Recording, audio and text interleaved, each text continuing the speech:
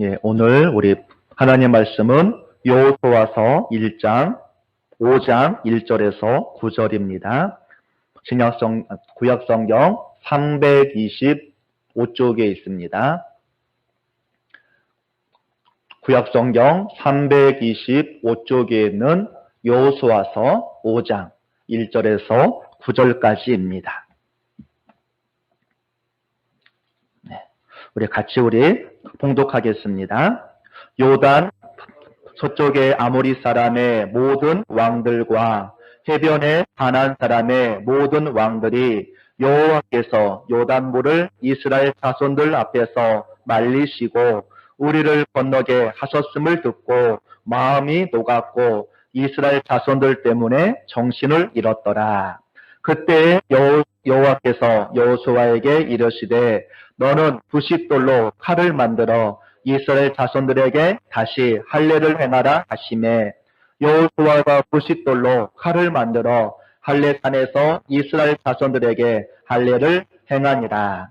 여호수아가 할례를 시행한 까닭은 이것이니 애굽에서 나온 모든 백성 중 남자 곧 모든 군사는 애굽에서 나온 후 광야길에서 죽었는데 그 나온 백성은 다 할례를 받았으나 다만 애굽에서 나온 후 광야길에서 난 자는 할례를 받지 못하였습니다. 이스라엘 자손들이 여호와의 음성을 청종하지 아니하므로 여호와께서 그들에게 대하여 맹세하사 그들의 조상들에게 맹세하여 우리에게 주리라고 하신 땅 곧 젖과 꿀이 흐르는 땅을 그들이 보지 못하게 하리라 하시매 애굽에서 나온 족속 곧 군사들이 다 멸절하기까지 40년 동안을 광야에서 헤매었더니 그들의 죄를 잊게 하신 이 자손에게 여호수아가 할례를 행하였으니 길에서는 그들에게 할례를 행하지 못하였으므로 할례 없는 자가 되었음이었더라. 또 그 모든 백성에게 할례 행하기를 마침에 백성이 진중 각 처소에 머물며 낫기를 기다릴 때 여호와께서 여호수아에게 이르시되 내가 오늘 애굽의 수치를 너희에게서 떠나가게 하였다 하셨으므로 그곳 이름을 오늘까지 길갈이라 하느니라. 아멘. 오늘 말씀의 제목은 무엇을 먼저 할 것인가 라는 제목과 같이 은혜를 나누고자 합니다. 한 학교에서 선생님이 요만한 이 수조와 또 큰 돌과 작은 조약돌 또 모래와 물을 준비하였습니다. 그리고 먼저 큰 돌들을 이 수조 안에 채우기 시작하였습니다. 그리고 학생들에게 이 수조가 가득 찼냐고 물어보았습니다. 그러니까 일부 학생이 큰 돌로 찼기 때문에 찼다라고 이야기를 하였습니다. 그러자 작은 돌을 큰 돌 사이에다 부어서 채우기 시작하였습니다. 그리고 이렇게 수조를 흔드니까 작은 돌들이 큰 돌 사이사이에 채워지기 시작하였습니다. 그리고 또다시 물어봅니다. 이 수조가 가득 찼냐고 물어보자 이제는 아까보다 더 많은 학생들이 이 수조가 찼다라고 얘기합니다. 그러자 이번에는 선생님이 모래를 흔들면서 그 큰 돌과 작은 돌 사이에 붓기 시작하자 많은 모래가 그 수조 안에 가득 차기 시작했습니다. 자, 이번에는 선생님이 수조가 가득 찼냐고 물어보자 거의 대부분의 학생들이 다 찼다라고 이야기를 하였습니다. 그래서 마지막으로 물을 붓기 시작하자 많은 양의 물이 그 수조 안에 들어가기 시작하였습니다. 그러면서 선생님이 이 큰 돌, 작은 돌, 모래, 물을 부으면서 너희들은 무엇을 이 과정에서 생각하고 느끼게 되었냐고 물어보았습니다.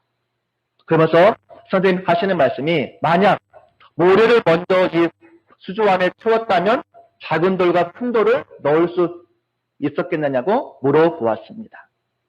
그러면서 하시는 말씀이 여러분의 인생 가운데 큰 일, 작은 일, 또 이 중요한 일, 안 중요한 일이 있는데 우리가 먼저 이 중요한 일을 먼저 하지 않고 작은 일부터 먼저 하다가는 나중에는 크고 중요한 일을 하지 못하게 될 때가 있다라고 말씀하시면서 여러분의 인생의 가장 중요한 우선순위를 어디에 두고 살 것인가 늘 생각하라라고 이야기를 하였습니다.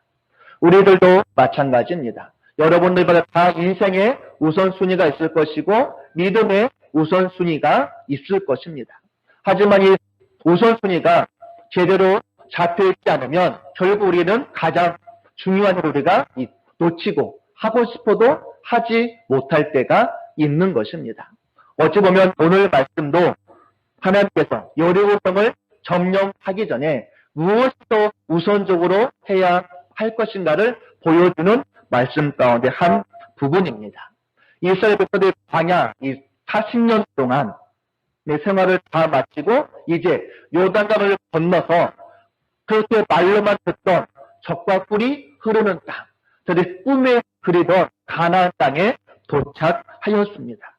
그리고 요단강을 건너서 제일 먼저 도착한 것이 바로 길갈이라는 지역입니다. 이 길갈은 크게 세 가지를 행했습니다. 하나는 요단강을 건너면서 강에 있던 돌을 가지고 와서 이 돌을 쌓아서 이 기념비를 세웠고, 두 번째로는 할례를 행하였고, 세 번째로는 처음으로 이제 유월절을 지키는 큰 의식을 행했는데, 오늘의 이 두 번째 할례에 대해서 같이 우리가 생각을 해보고자 합니다. 그런데 길갈 앞에는 크고 강대한 성 여리고 성이 버티고 있었습니다.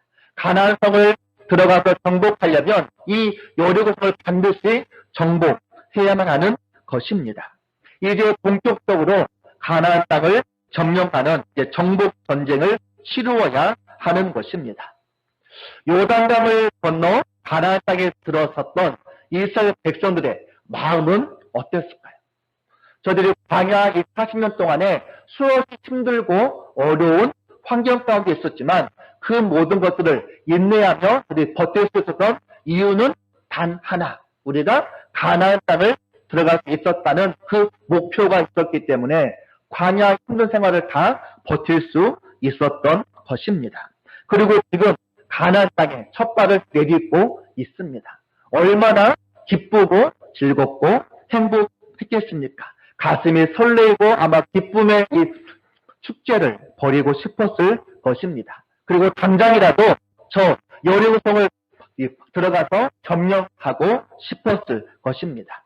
이 길갈에서 여리고성까지 거리는 약 3km 정도의 거리였다라고 얘기합니다. 근데 지금 5장 1절을 보면 이스라엘 백성들이 요단강을 건넜다는 이야기를 듣고 주변의 모든 왕들과 백성들이 어떻게 되었나요? 마음이 녹았고 정신을 잃었다라고 얘기합니다. 마음이 녹았다는 말은 어떤 큰 공포 또 이 두려움에 휩싸여서 완전히 절망한 상태를 보여줍니다. 또 저들이 정신을 잃었다는 말은 너무 놀라서 우리가 무엇을 어떻게 해야 될지 아무 정신이 없는 상태를 가리킵니다. 즉, 이 두 가지의 용어는 저들이 싸울 용기를 다 잃어버렸다는 것을 보여주는 단어입니다. 지금의 상태라면 이스라엘 백성들은 사기가 충천한 반면에 주변의 나라 왕들과 백성들은 모두가 이 무기력한 모습을 보여주기에 지금 당장 공격하면 여리고성을 정복하는 것은 이 시군죽 먹기 같은 모습이었습니다. 우리가 이 전쟁의 승리에는 여러 가지 요건이 있지만 그 중에 하나가 이 타이밍을 잘 맞추는 것이라고 얘기합니다. 지금이 적을 공격할 때인지 지금이 후퇴할 때인지 전쟁에서의 타이밍을 잘 잡는 것이 중요한데 지금의 타이밍은 무엇입니까? 주변의 모든 나라 왕들과 백성들 다 마음이 녹았고 정신이 잃은 반면에 이스라엘은 사기가 충천하였기 때문에 지금 누가 보아도 최고의 공격 타이밍입니다. 그런데 하나님은 뜬금없이 뭐라고 말씀하십니까? 할례를 행하라고 말씀합니다. 오늘 말씀 2절에 보니까 여호수아가 어떻게 합니까? 이 부싯돌로 칼을 만들어 이스라엘 자손들에게 다시 할례를 행하라 라고 말씀하고 있는 것입니다. 이게 무슨 흔히 말하는 얼토당토하는 이야기일까요? 지금이 어느 때인데 할례를 행하라고 하는 이야기일까요? 여리고 성과는 3km, 적과 지금 대치하고 있는 상황입니다. 만약 할례를 행하는 것이 적에게 알려진다면 언제 역습을 당할지도 모르는 것입니다. 왜냐하면 할례를 행하면 이 며칠 동안에는 고통 가운데 있기 때문에 적의 공격이 시작되면 몰살 당할 수밖에 없는 것입니다. 우리는 이미 할례의 고통이 어느 정도인지 또 할례를 통해서 어떠한 위험이 있는지 우리는 이미 창세기에서 한번 경험을 했습니다. 창세기 34장에 보면 야곱의 딸 디나가 세겜 마을에 구경을 갔다가 세겜의 이 추장에게 성폭행을 당합니다. 그리고 이 이야기를 들었던 야곱의 아들들이 세겜을 찾아가서 얘기하기를 너희가 우리 동생 디나와 결혼을 하려면 너희는 이방 민족이기 때문에 이 성인 남성은 다 할례를 행해야만 결혼을 할 수 있다라고 얘기를 합니다. 그래서 세겜의 모든 어른 남성이 할례를 행해서 고통 가운데 있었을 때 야곱의 두 아들 시몬과 레이가 칼을 차고 세겜의 모든 남자들을 학살하는 사건이 일어났습니다. 그때 배경을 뭐라고 말하고 있냐면 창세기 34장 25절에 보니까 이 세겜의 남성들이 제 3일에 아직 그들이 아파할 때라고 이야기를 하고 있습니다. 저들이 할례 받은 지 3일 때 고통 가운데 있었을 때 야곱의 두 아들이 칼을 차고 세겜의 모든 남자를 학살하는 사건이 이미 일어난 것입니다.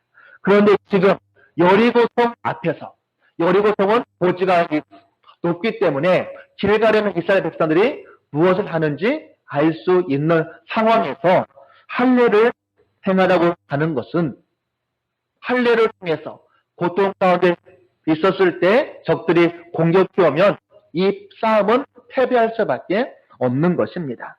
오늘 말씀 5장 8절에서도 말씀하시기를 또 그 모든 백성에게 할례 행하기를 마침에 백성이 진중 각 처소에 머물며 낫기를 기다릴 때 이 말은 곧 무엇이죠? 일정 기간 동안 저들이 이 고통이 다 낫기를 처소에서 기다리는 시간이 필요하다는 이야기입니다. 그런데도 하나님은 할례를 행하라 라고 명령하시는 것입니다. 왜 하나님께서는 여리고성 정복이라는 중요한 이 상황에서 시간을 지체하고 또 위험을 감수하면서까지 굳이 할례를 하라고 하실까요? 여리고성을 정복한 다음에 여리고성 안에서 성문을 잠그고 저들 평안하게 마음 행복하게 할례를 행하면 안 될까요? 여러분의 생각은 어떻습니까? 그런데 하나님의 이런 어처구니 없는 명령에 이스라엘 백성들은 모두가 다 순종하는 것을 보여줍니다. 어느 누구 하나 왜 지금 이런 요구를 하느냐고 하나님께 따지지 않습니다. 지금 이 시점에서 할례를 행하는 것은 자살 행위라고 누구 하나 불평하지 않습니다. 빨리 여리고성을 점령하고 싶은 마음이 간절했음에도 불구하고 모두가 하나님의 말씀에 순종하고 있는 것입니다. 그렇다면 할례가 구약 이스라엘 백성들에게는 어떠한 의미가 있을까요? 크게는 우리가 이 두 가지를 생각해 볼 수 있는데 먼저는 첫 번째로는 할례를 명하신 것은 할례를 받음으로 하나님의 언약 백성이 되어서 그들을 약속의 땅으로 인도하려는 것입니다. 자, 가나안 땅은 하나님께서 언약 백성들에게만 주시기로 약속한 땅입니다. 그러기에 이스라엘 자손이라도 할례를 받지 않으면 언약 백성이 되지 못해서 그 땅을 약속으로 받을 수 없는 것입니다. 할례는 구약의 할례는 하나님의 언약 백성, 약속 백성임을 보여주는 이 증표라고 이야기할 수 있는 것입니다. 할례의 의미를 가장 먼저 잘 보여준 말씀이 창세기 17장 9절 이하입니다. 창세기 17장 9절 이하에 보면 하나님께서 아브라함에게 99세에 할례를 하라고 하면서 말씀하시기를 너는 내 언약을 지키고 내 후손도 대대로 지키라. 너희 중 남자는 다 할례를 받으라. 이것이 나와 너희와 너희 후손이 지킬 내 언약이니라. 할례를 받지 아니한 남자 곧 그 양피를 베지 아니한 자는 백성 중에서 끊어지리니 그가 내 언약을 배반하였음이니라 라고 말씀하고 있습니다. 즉 할례를 받음으로 언약 백성이 될 수 있고, 이 말은 바꿔서 말하면 이스라엘 백성이라도 할례를 받지 않으면 언약 백성이 될 수 없다라는 이야기입니다. 그러므로 할례는 언제나 이스라엘과 하나님 사이에 하나님은 이스라엘의 하나님이시요 이스라엘은 하나님의 백성이라는 이 특별한 관계를 보여주는 이 표징이 되고 있는 것입니다. 그런데 지금 여호수아의 인도로 가나안 땅에 들어갔던 이스라엘 백성들, 남자 어른들은 다 광야에서 태어나서 광야의 여건상 아직 할례를 받지 못하였기 때문에 하나님의 약속의 백성, 하나님의 선택된 백성, 하나님께 소속된 백성이라는 이 정통성을 아직 가지고 있지 못하였기 때문에 전쟁에 직면한 상황이지만 먼저 할례를 명하고 있는 것입니다. 또 다른 것을 생각해 본다면 할례는 하나님의 약속을 기억하도록 하기 위한 조치인 것입니다. 지금 여리고성을 정복하는 전쟁의 이 상황에서 이스라엘 백성들이 기억해야 될 하나님의 약속은 무엇일까요? 하나님이 가나안 땅을 너희에게 주었다는 약속인 것입니다. 이스라엘 백성이 이 약속을 기억한다면 저들이 앞으로 있을 가나안의 정복 전쟁에서 하나님이 이스라엘 위해서 직접 싸워 주심을 저들이 기억할 수 있는 것입니다. 즉 이 말은 이스라엘의 군사력과 상관없이 하나님이 싸우심으로 저들이 이미 승리를 약속받았다는 이야기가 되는 것입니다. 이 전쟁에 직면한 이스라엘 백성들에게 가장 필요했던 것은 이 전략을 세우거나 또는 군사들을 더 모으는 것이 아니고 하나님의 신실하심을 믿는 믿음, 하나님의 약속을 믿는 믿음이 그들 안에 있어야만 하는 것입니다. 이 일의 가장 효과적인 것이 바로 할례였던 것입니다. 왜냐하면 할례는 몸에 영원한 흔적을 남기기 때문에 그것을 볼 때마다 내가 하나님의 언약 백성이라는 이 확증을 늘 기억할 수 있었던 것입니다. 우리들도 위급한 상황에 직면했을 때 우리가 무엇을 먼저 해야 하는가? 오늘 부분은 우리에게 이 지혜를 주고 있는 것입니다. 우리가 위험한 환경에 처했을 때 우리가 먼저 하나님을 믿고 내가 하나님의 언약 백성임을 확신하고 하나님의 약속을 기억하고 그 약속을 행하실 하나님을 우리가 믿는 것, 그게 바로 우리에게 필요하다는 이야기입니다. 우리가 성경 말씀은 하나님의 언약, 하나님의 약속으로 수없이 많은 말씀이 기록되어져 있는 것입니다. 요한복음 16장 33절에 보면 너희가 세상에서 환난을 당하나 담대하라. 내가 세상을 이기었노라. 라고 우리에게 약속의 말씀을 해주고 있습니다. 또 빌립보서 4장 6절에 보면 너희는 아무것도 염려하지 말고 다만 모든 일에 기도와 간구하라. 그러면 내가 이 모든 것을 너에게 채워주시겠다라고 말씀하고 있는 것입니다. 이사야 81장 10절에 보면 두려워 말라. 내가 너와 함께함이니라. 놀라지 말라. 나는 내 하나님의 대민이라. 내가 너를 굳세게 하리라. 참으로 너를 도와주리라. 참으로 나의 의로운 오른손으로 너를 붙들리라. 다 약속의 말씀인 것입니다. 요한복음 14장 27절에 보면 평안을 너희에게 끼치노라. 곧 나의 평안을 이 세상이 주는 것과 같지 아니하니 너희는 마음에 근심도 말고 두려워하지 말라라고 말씀하고 있습니다. 마태복음 6장 33절에 보면 너희는 먼저 그의 나라와 그의 의를 구하라. 그리하면 이 모든 것을 다 너희에게 허락하신다고 말씀하고 있습니다. 이 성경에서 보면 하나님의 수많은 약속의 말씀이 우리에게 허락되어지고 있는 것입니다. 위급한 환경 가운데서 이스라엘 백성들이 해야 할 일들이 얼마나 많이 있었겠습니까? 여리고 성과의 정복 전쟁을 앞두고 싸울 전략도 세워야 되고 군대를 다시 재정비도 해야 할 것입니다. 그런데 이 상황에서 할례를 행한다는 것은 자살 행위입니다. 그러나 또 이것은 하나님의 백성과 세상 사람들이 살아가는 삶의 방식이 같지 않음을 또 보여주고 있는 것입니다. 세상 사람들은 위급한 일을 만나면 스스로 해결하기 위해서 동분서주하지만 우리는 하나님의 약속의 백성이기에 하나님께 속한 백성들에게 하나님을 신뢰하고 어떠한 환경에 처할지라도 우리가 하나님이 나와 함께 하심을 통해서 내가 승리를 확신할 수 있는 것입니다. 이럴 때 하나님 이스라엘 백성들에게 어떠한 일을 행하시냐면 우리 5장 9절을 한번 같이 읽어보겠습니다. 5장 9절입니다. 자, 시작. 여호와께서 여호수아에게 이르시되 내가 오늘 애굽의 수치를 너희에게서 떠나가게 하였다 하셨으므로 그곳 이름을 오늘까지 길갈이라 하느니라. 할례 행함을 통해서 뭐라고 말씀하고 있냐면 오늘 애굽의 수치를 너희에게서 떠나가게 하셨다라고 말씀하고 있습니다. 그러면 애굽의 수치가 무엇일까요? 애굽의 수치는 1차적으로는 애굽의 지배 아래 종노릇 하던 것을 의미합니다.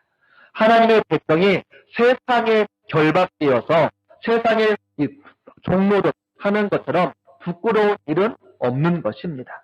그런데 이제는 우리가 더 이상 세상의 종노릇 하지 않고 마귀에게 종노릇 하지 않고 할례를 통해서 하나님의 백성을 확신함으로 하나님의 일하심을 통해서 이제는 세상의 수치에서 마귀의 종노릇에서 너희가 벗어나는 은혜를 허락하셨다는 이야기입니다.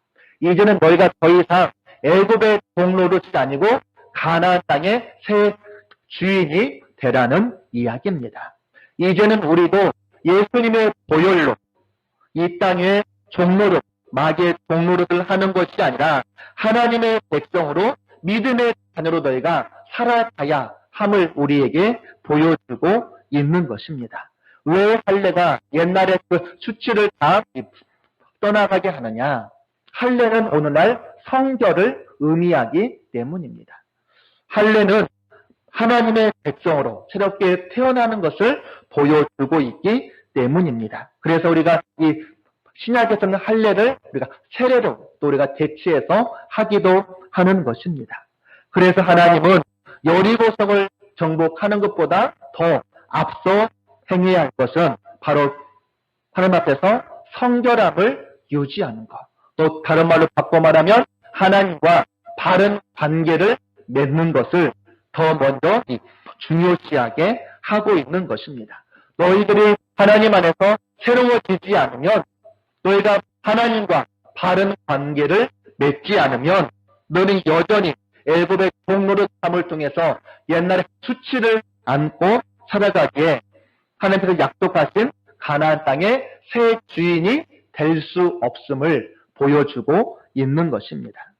이스라엘 백성들은 여리고성을 정복하는 것이 먼저라고 생각할지 모르겠지만 또 하루라도 빨리 여리고성을 점령하고 싶을지 모르겠지만 하나님은 어떠한 큰 일을 하는 것보다 하나님과 먼저 바른 관계에 서는 것이 더 중요함을 보여주고 있는 것입니다. 2절의 반복교회는 그동안 우리 담임으로 섬기셨던 이정식 목사님을 원로 목사님으로 추대하고 제가 새로운 담임으로 취임을 했습니다. 우리 성도님들의 사랑과 관심과 기도로 모든 임직식이 은혜 가운데 마쳤습니다. 코로나를 통해서 우리가 같이 모여서 예배를 드리지 못해서 아쉬움이 많이 있기도 합니다. 그러나 반면에 또 우리가 반포교회가 이제 새로운 이 리더 교체를 통해서 하나님께서 지금 우리에게 원하는 것이 무엇일까? 생각해 보아야 하는 것입니다. 물론 많은 분들은 새로운 담임 목사가 세워졌기에 교회의 새로운 변화, 새로운 부흥을 기대하실 것입니다. 저 또한 우리 이제 반포교회가 어떻게 하나님께서 허락하신 사명을 감당하고 새로운 변화와 새로운 부흥을 주도하며 우리 성도들을 하나님의 제자로 세워나갈까 고민이 많습니다. 또 반면에 코로나로 인해서 예배도 같이 모여서 드리지 못하고 여러 모임들을 하지 못하고 우리 성도들의 믿음이 연약해지지 않을까 걱정도 있습니다. 또 우리 반포 지역의 이 재건축이라는 중대한 또 상황에서 지금 우리가 할 수 있는 것이 무엇일까? 무엇부터 시작해야 될까? 사실 고민이 많기도 합니다. 그런데 오늘 본문은 우리에게 이 지혜를 주고 있습니다. 이스라엘 백성들은 빨리 여리고 성을 점령하기를 원했지만 하나님의 우선순위는 할례가 먼저였던 것처럼 우리도 뭔가 큰 일을 하는 것보다 지금 내가 하나님과 바른 관계에 있는가? 우리 반포교회가 먼저 하나님과 바른 관계가 있는가를 먼저 생각해 보아야 하는 것입니다. 우리 반포교회가 어떤 큰 업적을 세우는 일보다 더 중요한 것은 우리 반포교회 이 시대에 성결을 유지하고 있는가? 우리 반포교회가 거룩을 유지하고 있는가? 먼저 생각해 보아야 하는 것입니다. 많은 사람들이 부러워할 만한 어떤 큰 일을 행하는 것보다 우리 반포교회가 하나님 보시기에 아름다운 교회로 세워져 가고 있는가 생각해 보아야 하는 것입니다. 우리 반포교회가 해야 할 일들이 참으로 많이 있지만 그것보다 먼저 하나님 앞에 성결한 교회가 되고 하나님과 바른 관계를 맺는 교회가 되었을 때 하나님의 역사와 일하심이 우리 교회를 통해서 일어날 수 있는 것입니다. 우리가 창세기 8장에 보면 노아의 홍수 사건이 나옵니다. 이제 홍수가 다 끝나고 8장에 보면 방주에서 나오는 모습이 나옵니다.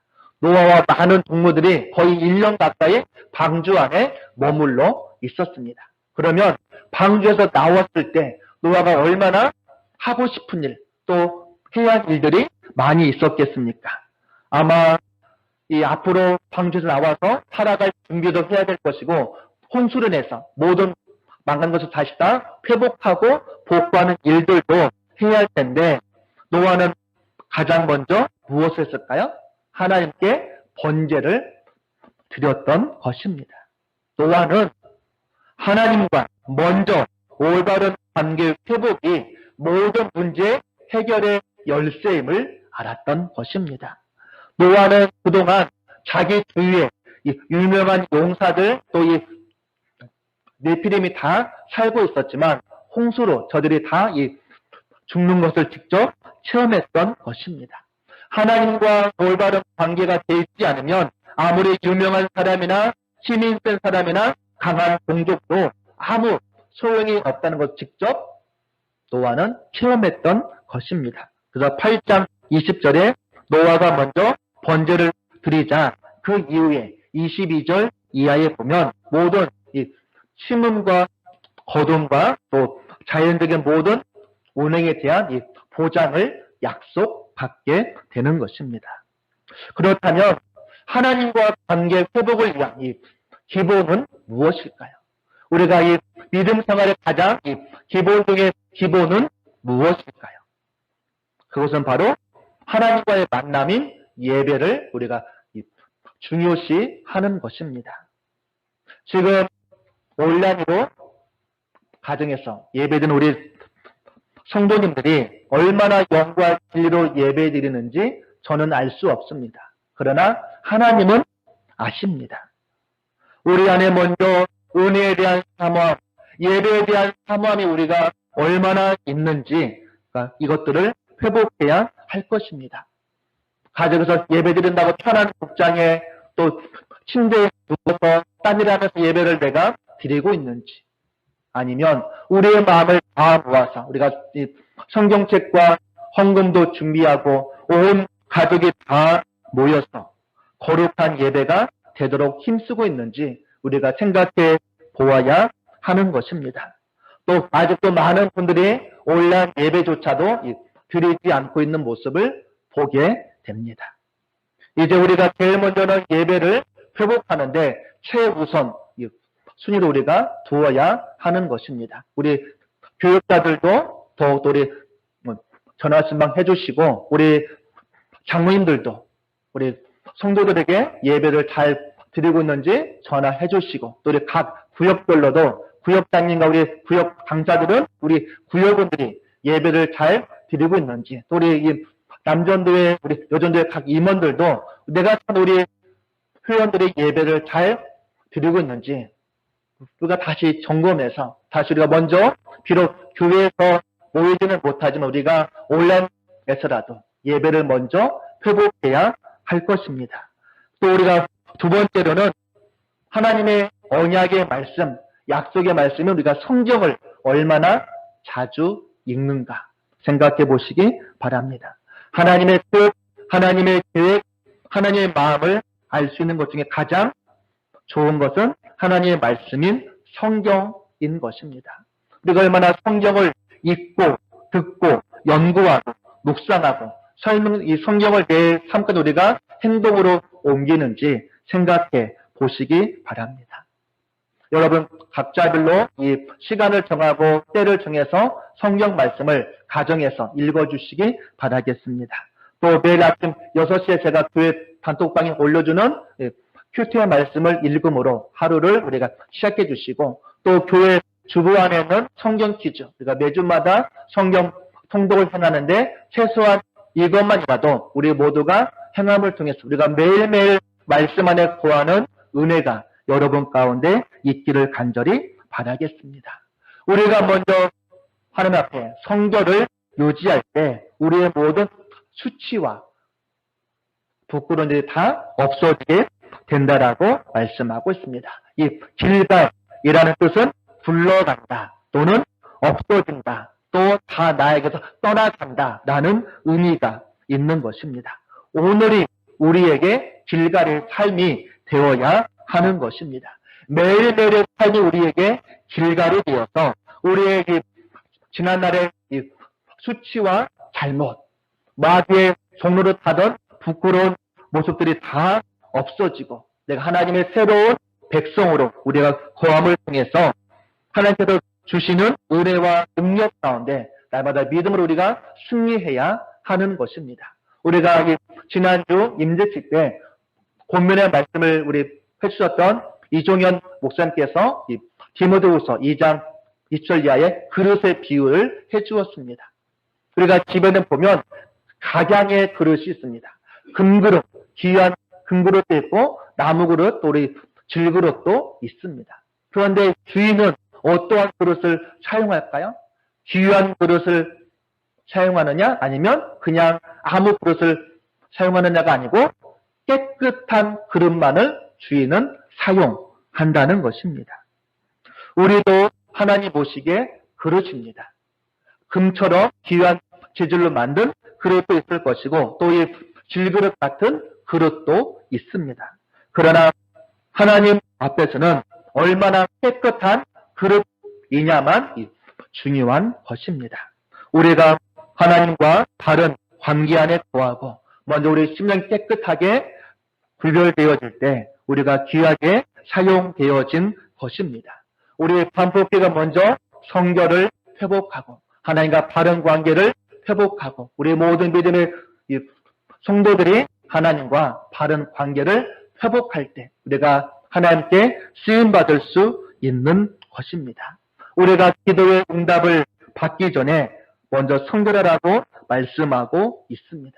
하나님은 우리에게 은혜를 베푸시기 전에 내가 먼저 성결을 회복하라고 말씀하고 있는 것입니다. 우리 반복기가 먼저 어떠한 일을 하기 전에 먼저 하나님 앞에 성결을 회복하고 바른 관계를 회복하라고 말씀하고 있습니다.